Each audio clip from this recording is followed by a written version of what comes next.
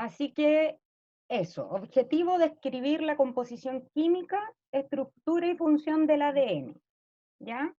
Chicos, si hay alguna duda, levantan la manito o escriben por el chat y, y abrimos los micrófonos, ¿ya?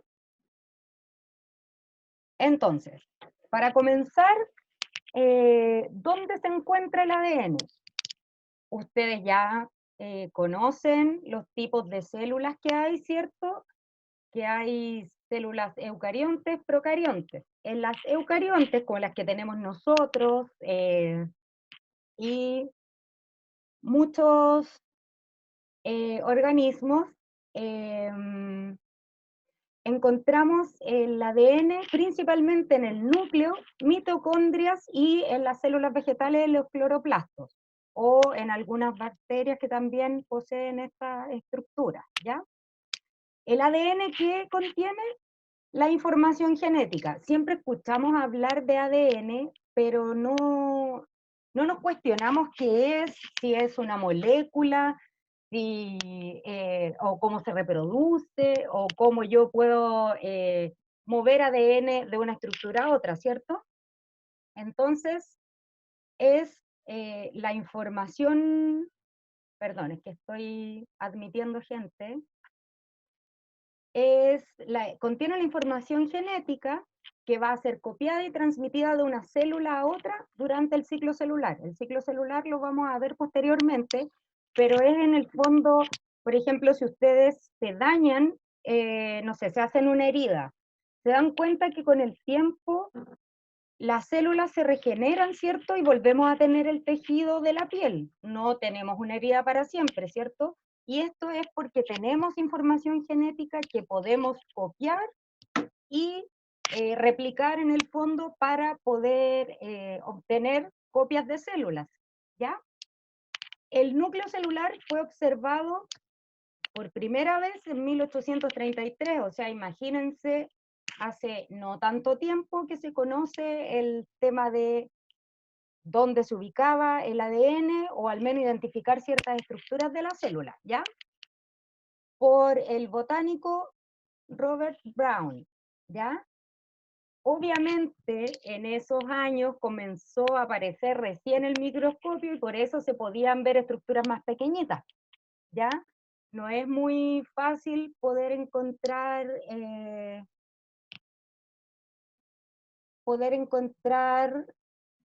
estructuras celulares a simple vista, ¿cierto? Es un poquito complejo.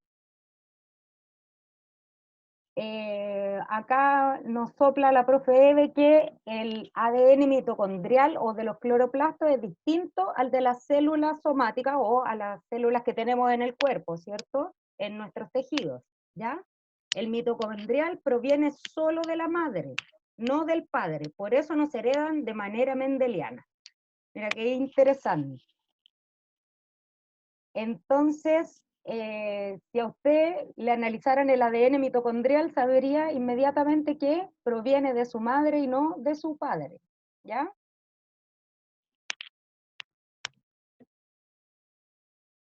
¿Cómo se fueron dando cuenta de que había información genética que se podía ir transmitiendo?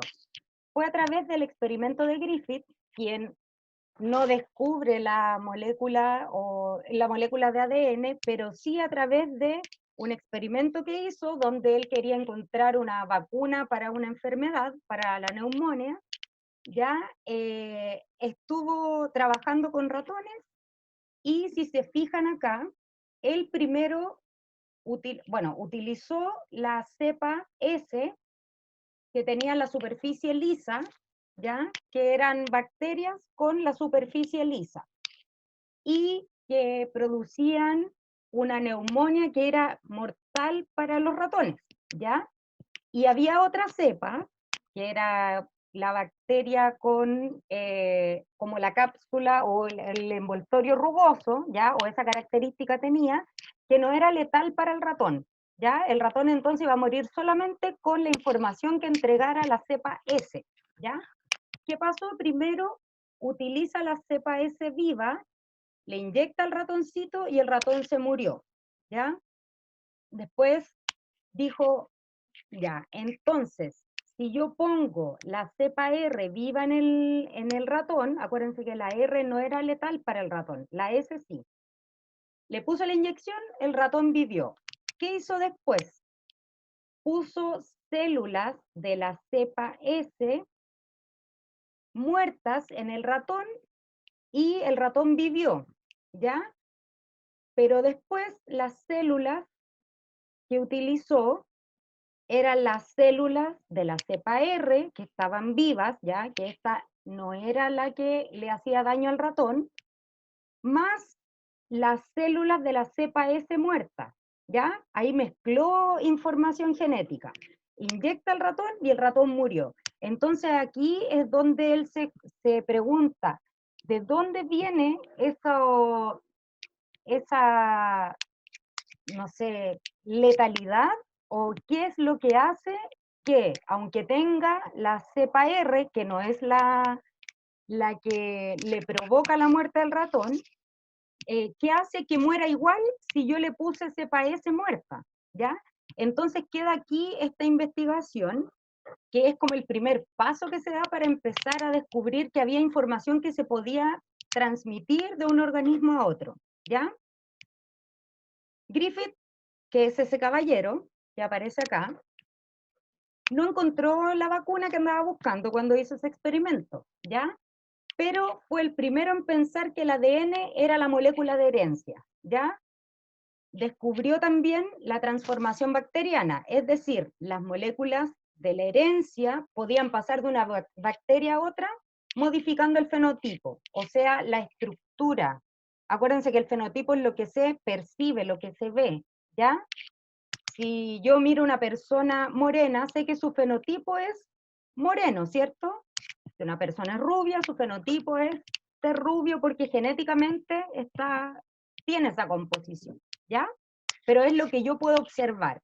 Y ahí él se da cuenta que había una relación entre las moléculas de herencia y entre las bacterias que estaba utilizando, ¿ya? Quiere decir entonces que la bacteria S, que era la mala para el ratón, sí incide en la bacteria R, que era la que no le causaba daño, y aún así hizo que se murieran los ratoncitos, ¿ya? En 1944, otro científico, Overy, no le pego mucho a la pronunciación, pero él con su equipo de investigadores hacen una serie de experimentos para determinar que el ADN sí era el responsable de la herencia. Obviamente se basó en todo lo que hizo Griffith anteriormente para decir, ya, la información genética está en el ADN y esto es lo que se va a traspasar de una generación a otra y por eso podemos encontrar características de un organismo en un organismo que viene siendo su hijo, ¿ya? Entre comillas.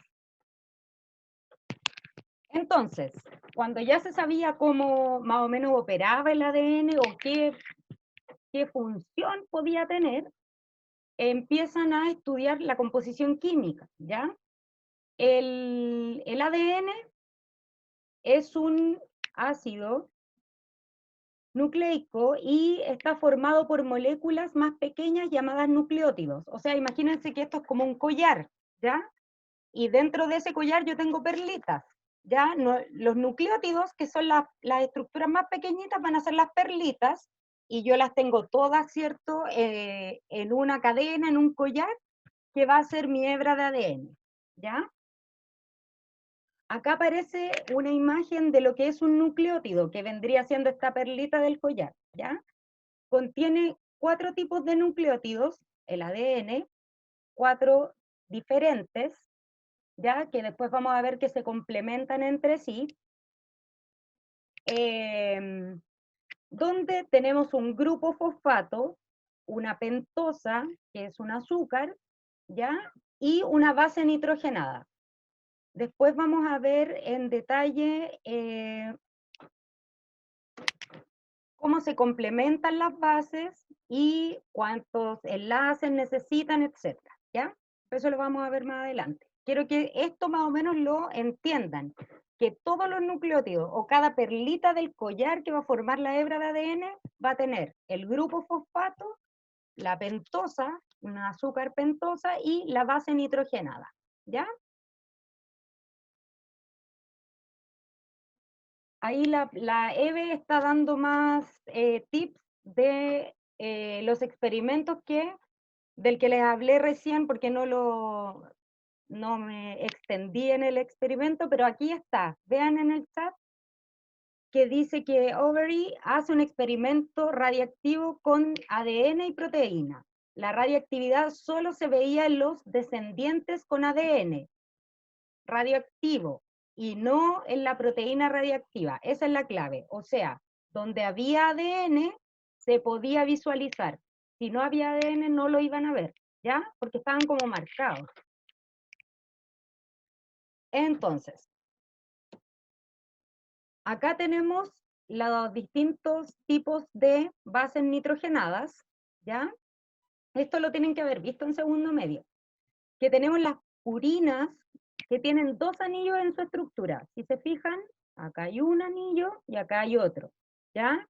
Que sería la guanina y la adenina. Acá también tenemos los 2 anillos. Y las pirimidinas, o pirimídicas, tienen un solo anillo, ¿ya?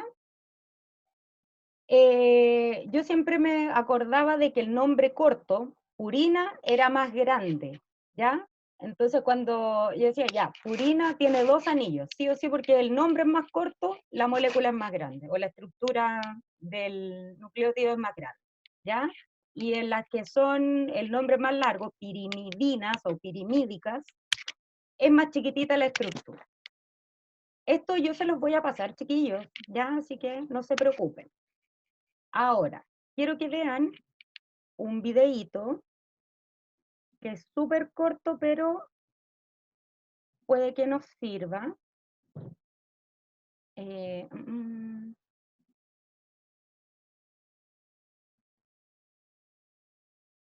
Vamos, a ver, voy a compartir la pantalla. Acá. ¿Me avisan, por favor, si se escucha?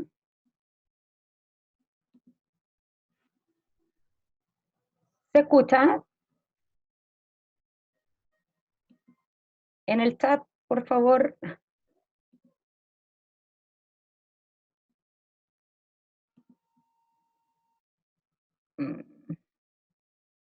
O haga un dedito para arriba. ¿Se escucha? ¿No? ¿Se escucha? ¿Se escucha? ¿No? Ya.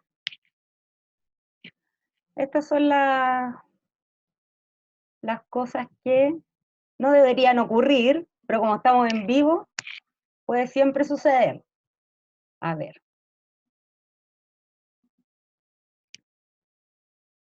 Compartir.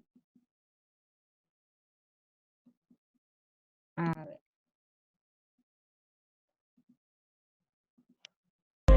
¿Tampoco? En la naturaleza existe una gran diversidad de seres vivos, incluso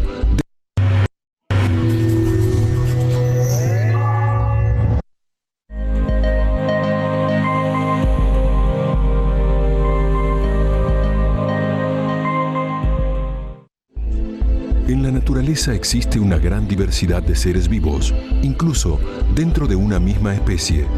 Esta variabilidad está determinada por una macromolécula, el ADN. Esta molécula lleva codificada toda la información necesaria para que la vida aparezca.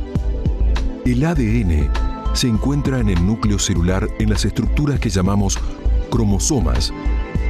Pero, ¿cómo está constituido el ADN?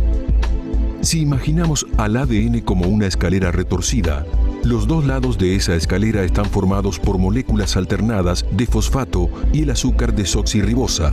2 bases nitrogenadas, unidas por puentes de hidrógeno, forman los escalones. Estas bases son complementarias. La adenina siempre se une con la timina y la guanina con la citosina. Las unidades o monómeros de esta macromolécula son los nucleótidos formados por una base nitrogenada, una desoxirribosa y un grupo fosfato. El ADN se autoduplica, es decir, forma copias exactas de sí mismo. Las dos cadenas originales se separan y sirven como moldes para la síntesis de las nuevas con ayuda de diferentes enzimas. Las cadenas neoformadas llevan una copia exacta de toda la información genética que será transmitida de célula a célula y de generación en generación.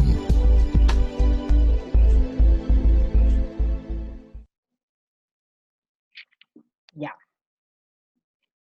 ¿Por qué les compartí esto? Porque creo que es un poquito más gráfico. Voy a dejar el link también en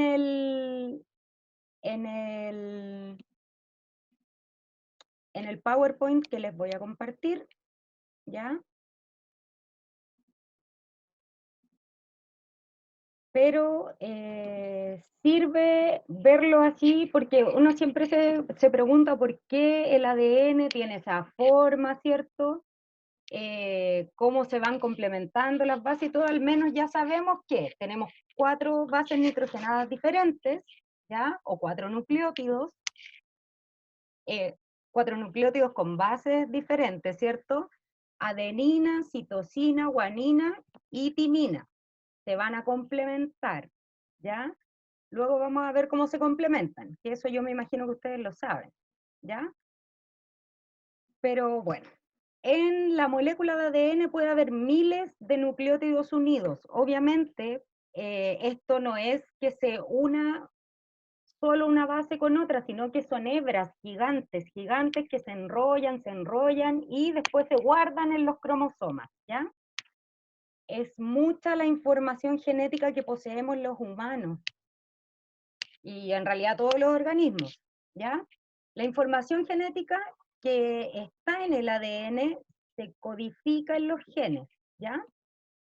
Después vamos a ver bien lo que son los genes y todo ese tipo de cosas. Por ahora solamente es como la introducción y lo que tiene que ver con el contexto histórico de repente de cómo se fueron descubriendo o se fue descubriendo esta molécula que era la que tenía en el fondo la información genética, ¿ya?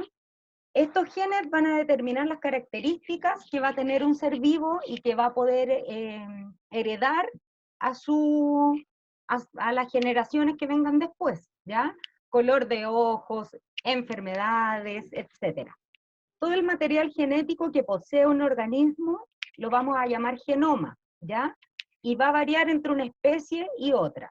El humano tiene un genoma en particular que no es el mismo que tiene, no sé, una rana, por ejemplo. Hay como un código, ¿ya? Como un mapa que tiene toda esa información genética, ¿ya? Y el del humano tiene unas características que otras especies no tienen, ¿ya? O que son distintas en realidad, no es que no las tengan. La estructura del ADN, el modelo de la doble hélice que ustedes vieron en el video, ¿cierto? Que se enrollaba como una escalerita que tenía forma de espiral.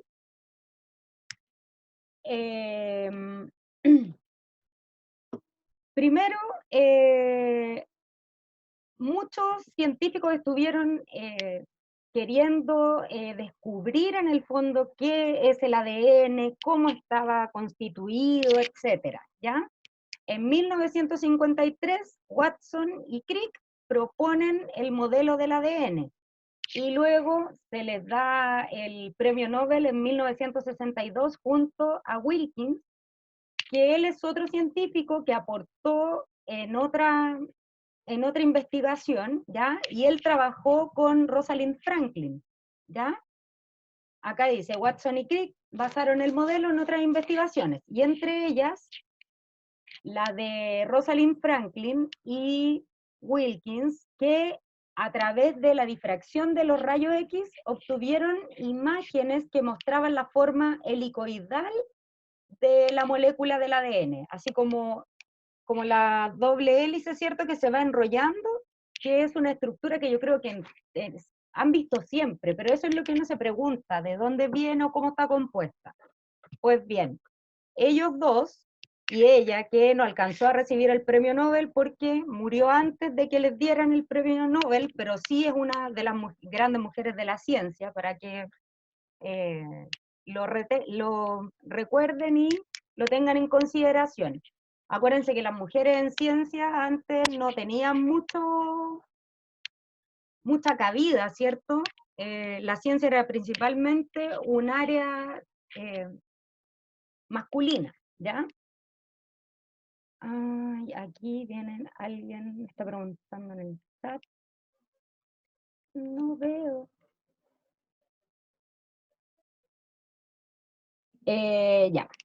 Entonces, ellos dos, en sus experimentos, lograron ver la forma helicoidal. Esta es como la imagen típica, ¿ya? De donde se ven como las dos hebras enrollándose, ¿cierto? Que es lo que se amplifica acá después. Obviamente esta no es una imagen de ellos, ¿ya? Y aquí tenemos estos dos científicos entonces que aportaron para que el modelo de Watson y Crick del ADN después ganara ese premio Nobel, ¿ya? También este caballero, Targat, cuantificó, o sea, dijo, en realidad, la cantidad de bases úricas y pirimídicas de las especies van a tener cierta cantidad, ¿ya? Como se complementan, por ejemplo, la A con la T, yo siempre voy a tener la misma cantidad de A y de T en una hebra de ADN, ¿ya? Entonces ese fue el aporte de este caballero, y con lo que hizo este señor, Targa, más lo de Franklin y Wilkins, Watson y Crick postulan esta estructura de doble hélice del ADN, ¿ya? Aquí aparece cómo se van a complementar. La A con la T siempre se van a complementar, ¿cierto? Y la C con la G. Adenina entonces con timina a través de un doble enlace, y la citosina con la guanina a través de un triple enlace, ¿ya? Tenemos que el ADN tiene la información primordial para determinar nuestras características, o sea, nuestro color de pelo, los tipos de enfermedades quizás los que nos podríamos ver, no necesariamente las vamos a desarrollar, pero sí puede haber cierta predisposición, cómo voy a tener el cabello, etcétera. Todas las características están determinadas por la información del ADN, ¿ya? Las unidades básicas, como les decía, eran los nucleótidos que tienen estas bases nitrogenadas. Aquí no se nota mucho, pero aparece en verde la timina, y si se fijan está con la roja complementada, que sería la adenina, ¿ya? Y la guanina, que es la azul, se complementa con la amarilla, que es la citosina, ¿ya? Se van a unir varios de estos para formar las largas cadenas que van a guardar nuestra información genética y que después se van a transmitir a otras generaciones. Acá tenemos lo mismo, pero como más desarmadito, ¿ya? Pero aquí se ven las bases nitrogenadas, ¿cierto? El azúcar pentosa y los grupos fosfatos, ¿ya? Que son los que forman en el fondo como el esqueleto de la hebra de ADN. Aquí hay un ejemplo, y me gustaría que me fueran diciendo acá en el chat qué base nitrogenada debería complementarse con la C que yo tengo ahí, en el chat. ¿Cuál debería ir con esta? La C con la G, ¿cierto? Acá lo mismo, ¿verdad? ¿La G con cuál? La guanina con cuál? Con la citosina, muy bien. Timina con adenina. Adenina con timina. Adenina con timina. Y finalmente la guanina con la citosina. Muy, muy bien, chiquillos. Esto lo hice en realidad como para ver si habían enganchado un poquito con el tema de que complementan siempre, y fíjense por favor en la cantidad de enlaces. Citosina con guanina, siempre un triple enlace, y timina con adenina, siempre doble enlace. Entonces, lo que decía el caballero que cuantificó la cantidad de bases nitrogenadas, justamente corresponde a esto. Yo tengo acá tengo dos citosinas, por ende voy a tener que tener estas dos guaninas, porque no se va a complementar con otra cosa, ¿ya? Ahora,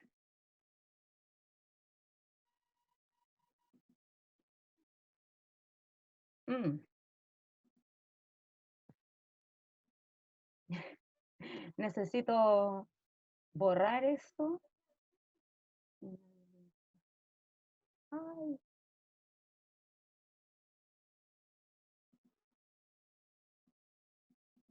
No sé cómo borrar eso.